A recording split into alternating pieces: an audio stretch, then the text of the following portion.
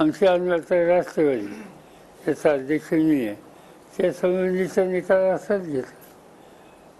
मागणी काय केली, निकाल काय घेतला, पक्षाचं स्थापना मी केली आणि तो पक्ष आमच्या हातातनं काढून दुसऱ्यांना दिला. याच्यावर त्याची चिन्ह आमच्या घड्याळ होतं, ते आमचं चिन्ह काढून दुसऱ्यांच्या हातामध्ये दिलं आणि त्याच्यात आम्ही कोर्टात गेल्याच्या नंतर का निर्णय आला की हा आम्हाला पक्ष म्हणून चालवायचा अधिकार आहे.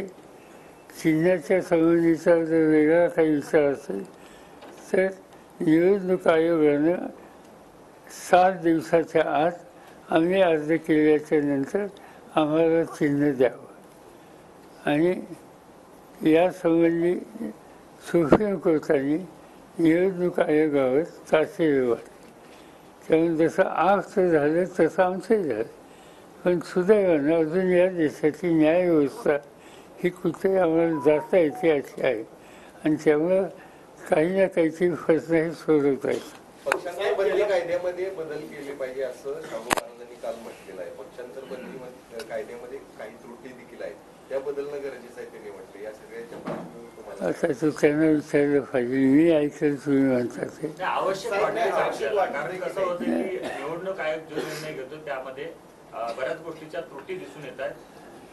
नाही कसं आहे, आता इलेक्शनची प्रक्रिया संपेपर्यंत आता काही फारसं करता येणार नाही. पण निवडणुकीची प्रक्रिया संपल्याच्या नंतर आम्ही सगळेजण नक्की मागणी करू की याच्या संबंधीची सगळ्या राजकीय पक्षांनी बसून चर्चा केली पाहिजे. निवडणूक आयोगाच्या संबंधी एक पत्र आमच्या पुढे ज्या त्यांच्याबद्दलच्या शंका आहे याबद्दलचं आम्ही निवडणूक आयोगाला पाठवलं.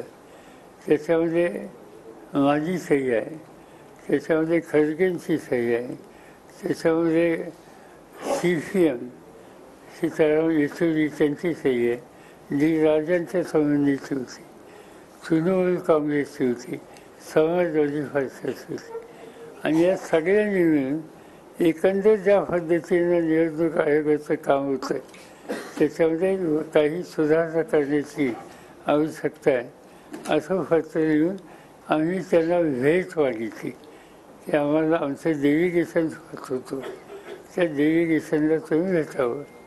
आम्हाला त्यानंतर एक 6 पानाचं निवडणूक आयोगाचं पत्र आलं की आम्ही करतो ते कसं योग्य आहे आणि त्यामुळे भेटायची आवश्यकता नाही. अशा डेमोक्रेसीमध्ये भेटायची आवश्यकता नाही, डायलॉग नको, हे कधी योग्य नाही. पण आज आम्ही त्याच्याबद्दल काही करू शकत महाराष्ट्रातलं त्यामध्ये कोल्हापूरची जागा आहे का? कारण सतीश पाटील जे काँग्रेसच्या जागेसाठी आग्रह धरताना या साहेबांनी सांगितलं तो निर्णय खालच्या लोकांच्यावर आहे. कोल्हापूरच्या संदर्भात काय चर्चा झाली का? तुम्ही 2 दिवस कोल्हापूरात आहे, काल बैठक पण झाली, चर्चा झाली, तर कोल्हापूरच्या उमेदवारी संदर्भात काय फीडबॅक मिळाला का, चर्चा झाली का? नाही काय मी काही चर्चा केली म्हणजे आम्ही लोक बसलो होतो ह्याच्या घरी. असं आहे की काय चर्चा झाली का? आता आम्ही काय ते जेवण चांगलं होतं उमेदवारीबाबत काय चर्चा झाली का? योगेंद्र पवार अरेस्ट झालेले आहेत.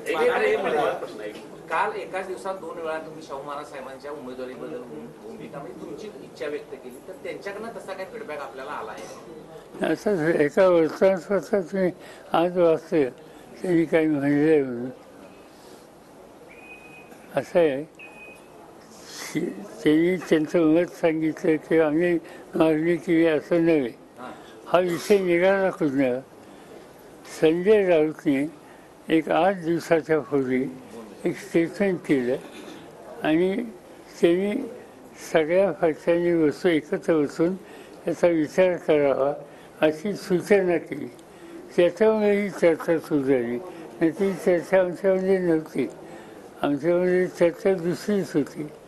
आता आणखीन एक पक्ष इथं निघाला आहे पॅलेसमधनं, तर त्याच्याबद्दलची चर्चा बाहेर होती.